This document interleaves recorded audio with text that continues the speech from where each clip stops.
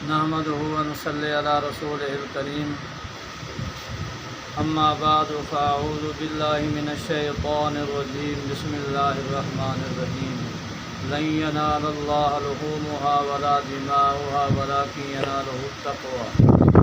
گرامی قدر سامعین، ناظرین، دوستوں، بزرگوں، قربانی کے ایام شروع ہونے والے ہیں۔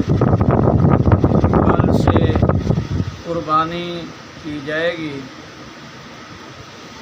اور ان قربانی والے ایام کے اندر 9 ذی الحجہ سے لے کر 13 ذی الحجہ کی عصر، 9ویں ذی الحجہ کی صبح کی نماز سے لے کر 13ویں ذی الحجہ کی عصر کی نماز تک تکبیر کہی جاتی ہے۔ وہ تکبیر یہ ہے: اللہ اکبر اللہ اکبر لا الہ الا اللہ اللہ اکبر وللہ الحمد۔ جو جماعت کے ساتھ آدمی نماز پڑھتا ہے تو بلند آواز سے 1 مرتبہ پڑھنا واجب ہے۔ باقی 10ویں ذی الحجہ کو سارے مسلمان جانور قربان کرتے ہیں، قربانی کرتے ہیں۔ جانور قربانی کرنا بہت بڑا اجر و ثواب ہے۔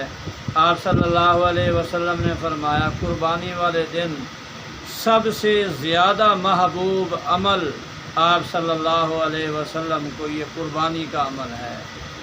اور پھر قربانی کے جانور کا خون ابھی زمین پر نہیں گرتا، اللہ پاک اس کو گرنے سے، زمین پر پہنچنے سے پہلے قبول کر لیتے ہیں، وہ قربانی مقبول ہو جاتی ہے۔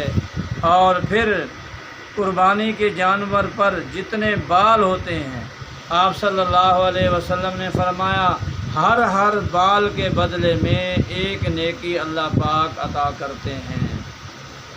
اتنے بڑے بال، اتنے بہت بال، ہر جانور، گائے ہو، اونٹ ہو، اونٹنی ہو، بکرا ہو، چھترا ہو، ان سب کے اوپر اتنے بال ہیں کہ اگر آدمی گننے بیٹھ جائے تو کئی دن لگ جائیں گے، پھر بھی نہیں گنے جائیں گے۔ اللہ پاک ہر بال کے بدلے میں نیکی عطا کرتے ہیں۔ تو اس لیے ہمیں چاہیے کہ اگر کسی پر قربانی ضروری بھی نہیں ہے تب بھی اتنے اجر ثواب کو آدمی رہنے نہ دے، اور شوق سے، ذوق سے، محنت سے کوشش